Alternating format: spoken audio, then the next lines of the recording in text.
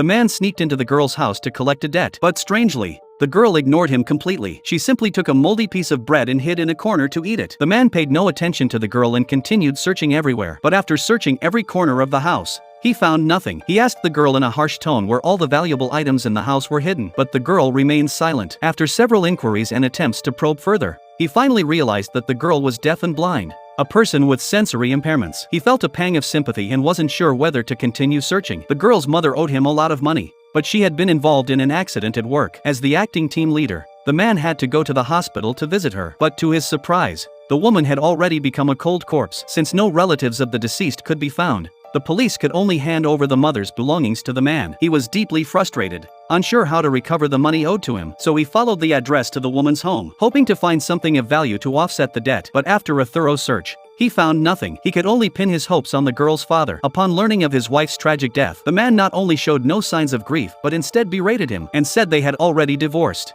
then hung up the phone. The man, feeling depressed, lit a cigarette on the balcony. The girl smelled the familiar cigarette smoke and thought her mother had returned. She pounded on the floor, gesturing for her mother to come quickly. The man was confused and approached, but the girl immediately threw herself into his arms. It wasn't until she touched his face that she suddenly realized he wasn't her mother. He screamed in terror. The scream quickly caught the landlord's attention. To avoid further complications, the man had no choice but to open the door for the female landlord outside. But before he could explain anything, the female landlord mistakenly thought he was the girl's father. She berated him with the harshest words, saying he was an unfit father, and urged him to pay next month's rent immediately. Otherwise, she would refund the deposit at the end of the month, and told him to take the girl and move out. Hearing that there was a deposit to be refunded, the man saw a glimmer of hope. He decided to play along and claimed he was the girl's father, promising to move out next month. Seeing that the landlord didn't suspect anything, he secretly rejoiced, thinking the deposit was as good as his. But when he returned to his place, his belongings had already been thrown out by the landlord,